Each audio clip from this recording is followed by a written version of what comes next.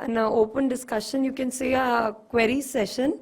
For the same, I would like to, may I request our dignitaries to please join us on the dais. I would request Dr. Tarkeshwar Jain, sir, the President, Homeopathy Education Board, National Commission for Homeopathy. Dr. Pinakin N. Trivedi, sir, the President of Board of Ethics and Registration. Dr. Mangesh Jatkar, sir, the member, Homeopathy Education Board, NCH. Dr. Anand Kumar Chaturvedi, sir, member from the MAB. And Dr. Senthil Kumar Jegadesan, sir, the member of BRH, NCH. If anybody has any queries or you want to discuss something, we are here to help you out.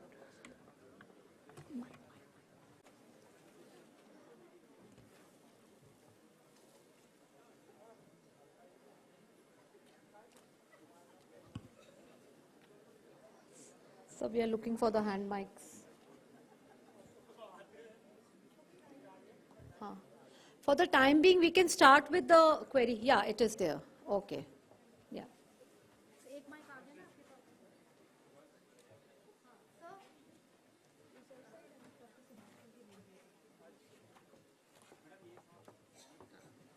आप queries जो पूछ रहे हैं उसको mic दे दो.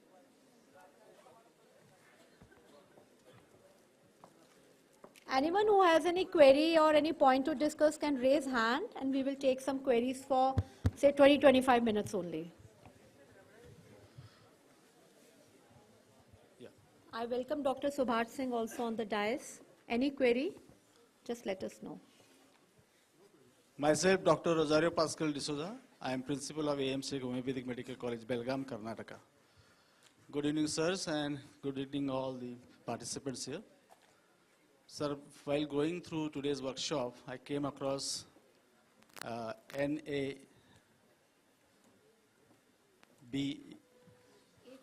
not NAB, NABL, NABL. So there was we have already, our college hospital is already NAB accredited.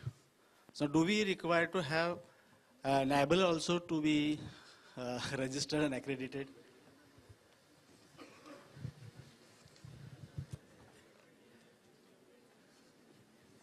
Because during NAB, you know, they consider laboratories which are which come under the hospital. So do we have? It is compulsory rather. It is obligatory to have NABL accreditation yet again for the coming inspection.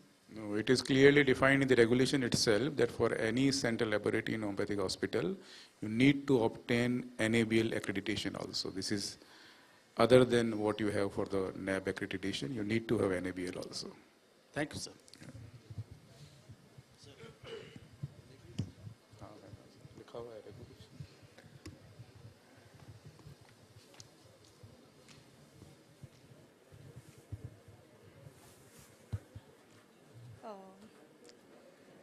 Good evening, sirs. Sir, I'm Dr. Arini.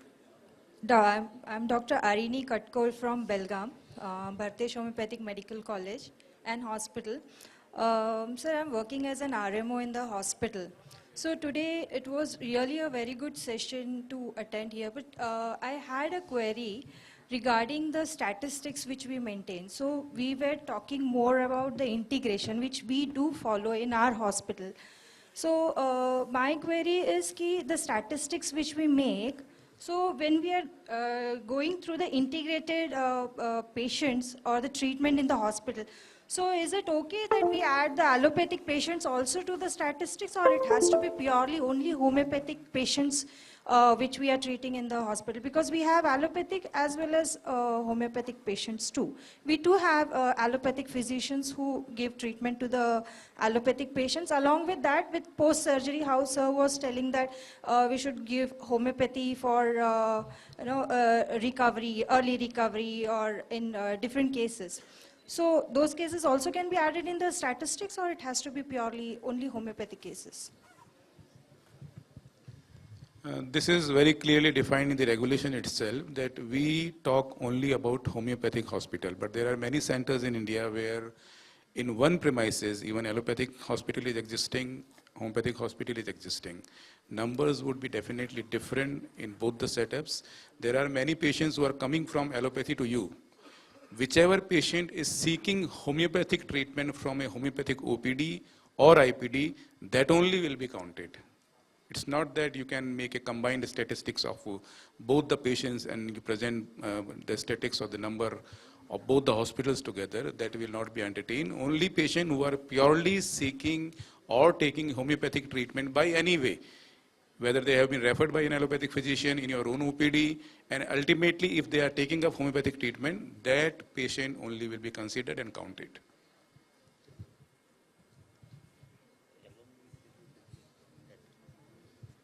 Good evening, sir. Myself, Dr. Anil Kumar, from Government Homeopathic Medical College, Bangalore. My doubt is, sir, Dr. Subhash sir was mentioning, they are having daycare facility also. In our hospital, our administrators, they ask us to admit the patient and they count the patient as a IPD patient if they stay at midnight 12 o'clock. And that can be considered for calculating bed occupancy also. How to go about with the daycare patients and in which statistics we have to include them, whether they are IPD patients or OPD patients.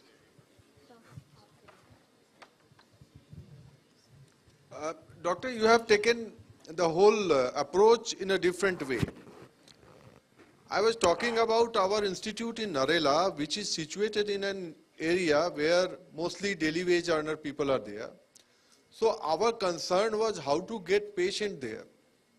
So slowly and slowly we are now getting patient in OPD. The next problem was, the hurdle was to get patient in the IPD. So we started with daycare. Those patients whom detailed case taking, investigation, physiotherapy, etc. is required. So we admit them, and then slowly and slowly this was done not with the purpose to fill up the statistics, etc. This was done with the sole purpose to gain the patient's confidence so that ultimately they will be coming here regularly, where required they will be admitting. That was my whole intention, and the statistics part was not the purpose.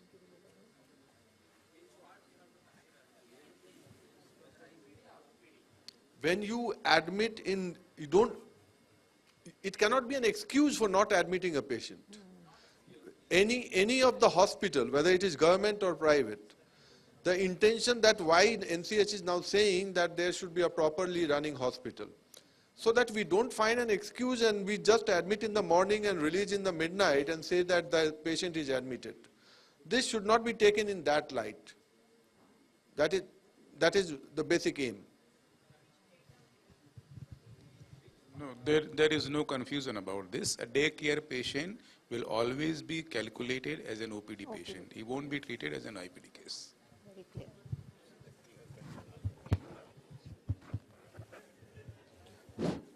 Good evening all. Myself, I am Dr. Sagar from HK's Homeopathic Medical College, Gulbarga. There are two, just I want to take like a suggestion from you people. For maintaining the hospital record, before we used to maintain like manually by writing in a registers like those that. So is it okay if we shift completely to the like a computerized software where there is no need of writing the cases in manual? So is it acceptable or what? Yes, it is acceptable. Yeah. This is already mentioned in the regulation itself, that from now onwards, or when the regulation has become effective, from that time onwards, all records have to be computerized, and that will be accepted. Okay, thank you. And one more, sir, in continuation of sirs, can we have MOU with NABL accredited labs? So when it is like... No. Yeah. See, if you go through the regulation itself, in the laboratory section, we have mentioned both the things. You need to have NABL accreditation for your own lab, but there are many investigations which your lab might not be having. In that case, you would be doing an MOU with some other lab. So whichever lab you are putting in MOU, that lab also has to be NABL accredited. Okay? Yeah. Thank you, sir. Thank you.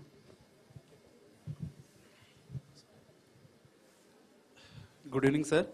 So, myself, Dr. Siddharna Balagumpi from Shetty Homeopathic Medical College, Gulbarga.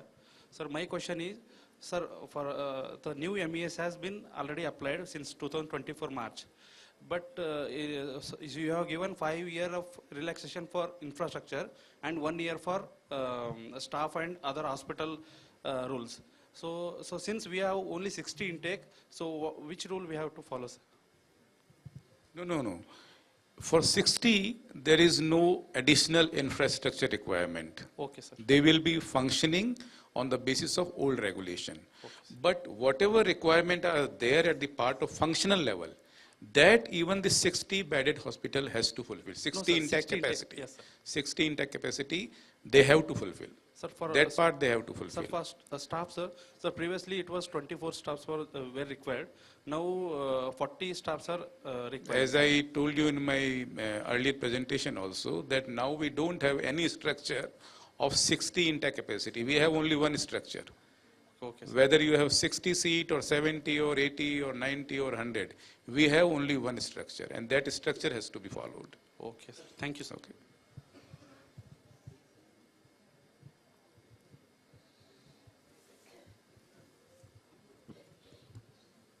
Good evening, sir. Myself, Dr. Neerav Ganatra from Rajkot Homeopathic Medical College, Parul University. Requesting you for your kind consideration for this and your guidance for the question. Earlier, the IPD requirement was 25 bed only, and now it is upgraded to 50 beds. And for those 50 beds, to accommodate those 50 beds, we need some more infrastructure. So for infrastructure, you have given 5 years time period, but for the bed occupancy rate, you are asking for minimum 50% of the required. So that means at least we are having 24 PG seats also. So 50 beds for UG and 24 for PG. So that is summing up to 74 beds. And 50% of those 74, that means 37 patients we need to accommodate. So as per the NABH guidance and NABH guidelines also, we are having NABH accreditation also. So bed to bed ratio and all things needed are to be required. So the time period for both the things are not getting matched accordingly. So for increasing bed occupancy, if we also get some more time, instead of 1 year time period, then it would be beneficial for patient side also and quality healthcare also. See, the leverage of bed occupancy doesn't mean that you don't need to have that much of bed. Like you said that you need to have 74 beds, but 50% bed occupancy means that you need to put on 37 beds. It's not like that. Bed occupancy is a leverage again. It was earlier 30%, now it is 50%. We do not expect that. We want it should be 100%. But this is the leverage given to the hospital. But इसका मतलब ये नहीं है कि आपको अगर 50% bed occupancy अगर आपसे मांग रहे हैं तो आप 74 की जगह 37 ही बेड लगाओ. ऐसा नहीं है. आपको अगर 50 बेड अगर पुराने रेगुलेशन में है तो 50 बेड ही लगाने हैं आपको. आपके पास जब इंस्पेक्शन आता है तब आपके पास एक लेवरेज थी कि देखें you can show that how much bed occupancy you are having and that can be managed up to 50%. But इसका मतलब ये बिल्कुल भी नहीं है 25 बेड ही लगाएंगे. बेड तो आपको पूरे ही लगाने होंगे. तो बेड ऑक्यूपेंसी से ये मत समझिए कि 50% बेड ऑक्यूपेंसी हो गई है तो अब आपको अस्पताल में 50% बेड ही लगाने. It's not like that. You have to put 74 beds over there. So for putting up those 74 beds, we are having 5 years time period. So now if we are having 50 beds at present, so uski 50%... Who says? You don't have 5 years time for that. Okay. You don't have. So it would require some more time. Yes. It is clearly given. The regulation was notified in March 2024. And now we are in 2025. So there is no leverage for bed placement. It has to be there. Okay, thank you, sir. Yes.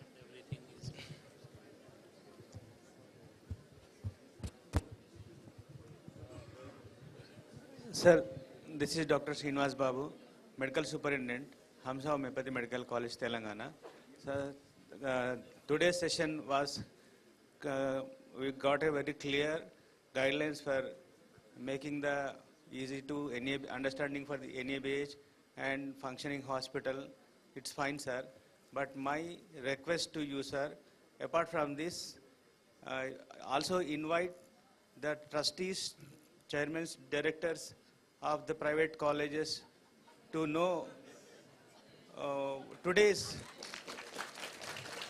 this is my request, sir, and think over this and make it possible for making successful decision for the who are working with the going for the benefit of the homeopathy and students and for the faculty. Thank you, sir. From which state you are? Telangana, sir. Telangana. Whatever you are saying, that we have already initiated. We already had a meeting with the management trustee of Maharashtra colleges in Kharghar. We already had a meeting with the colleges of North region, management, honors, they all came over there. We had marathon interaction of 3 hours with them. We conveyed whatever is required in MES to them very clearly, and now they have to find the way. So soon we are coming to the southern zone also, where we will be including a state like Karnataka, Telangana, Andhra Pradesh, other southern states will be there. We are going in the northeast also. That is in the loop, and soon we will be coming to your area also. Thank you, sir. Thank you very much, sir. Just a minute.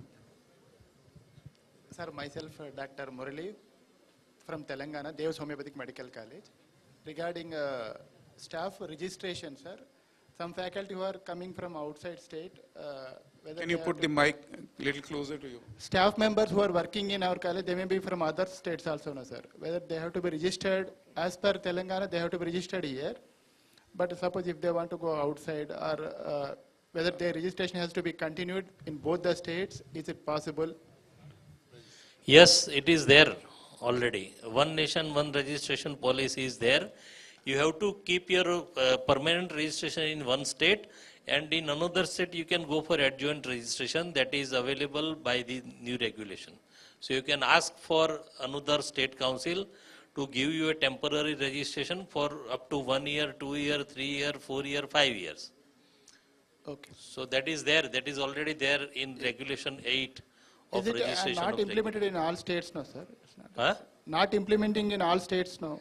No, it is implemented all over India because this is, the state act and state regulations are always overruled by central act and central regulations. No, actually it is mentioned, sir, but suppose I am in Telangana, if I want to transfer to Andhra Pradesh means, they are saying that you should get NOC from your concerned state, then you have to take. No, not necessary. Just you apply to your Andhra in Form 4 that is available, that is the annexure in the regulation of registration. And in Form 5, Andhra will give you registration. Okay. You will continue your registration in Telangana and Andhra will give you adjoint registration. Adjoint. Okay. Thank you. Okay, so that's the last call. Couple of questions we'll be taking. Last 2 questions, Dr. Yashika.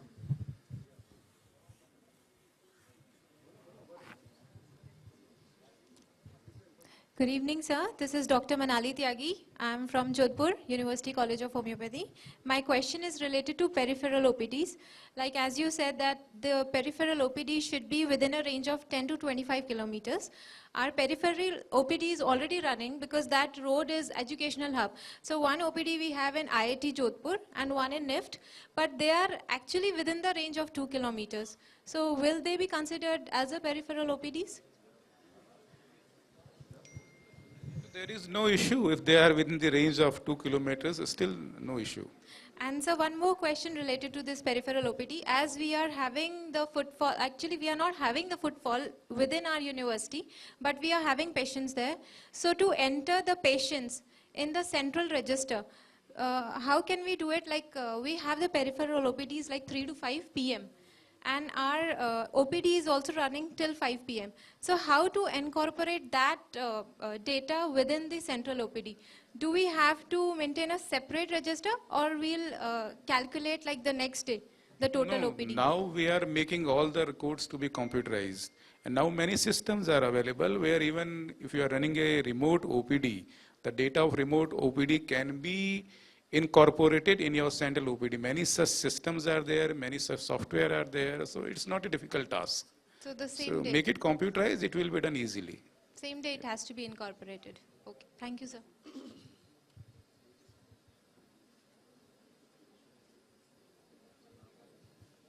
Last question, please.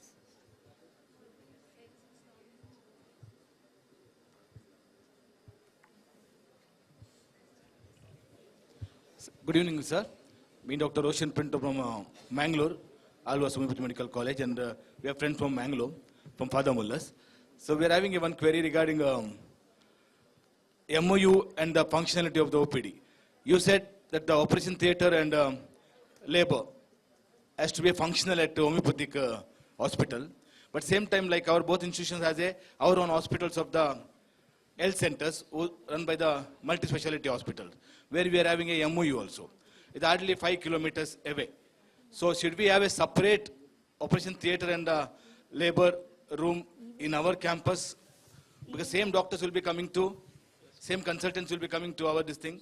And fact is that we are sending our students for the demonstration. The third year students will be having a demonstrative surgeries and the labors at that hospital, and interns will be assisting them. So can you clarify regarding this matter, sir? Like we should have a... It is absolutely clear. I already told that there are many such situations where multiple hospitals are existing in one campus. Ayurvedic hospital is there, allopathic hospital is there, homeopathic hospital is there. But our regulation says for the purpose of our own hospital, whatever requirement is mentioned in the MES has to be in our own premises. You cannot use the facilities of other premises for the name of your hospital. That will not be acceptable. Not that, sir, not that. If OT is required, it is required in your own premises. If labor room is required, it is required in your own hospital. Sir, then if it is our functionalities they require, then why we should have a MOU for the other hospitals? MOU is for many other purposes. There are many kind of investigations which are not done in your labs. There are many major procedures which are not possible in a homeopathic setup. For that reason, we want our student to be exposed for more clinical exposure. And that is the reason we have MOU with super specialty cases. But practically what I'm talking is that the same institutions, same premises, mean not You can have MOU. Yeah, you MOU can have. So that's okay. Okay. But your own building should have your own operation theatre, your own labor room. This will not be accepted that the operation theatre of your allopathic hospital is counted in your, for your count. It will not be counted. Okay. Okay, thank you. Thank you, everyone. Now, I would request President Sir or dignitaries on the dais if there are any concluding points or takeaway points. Let's conclude the session.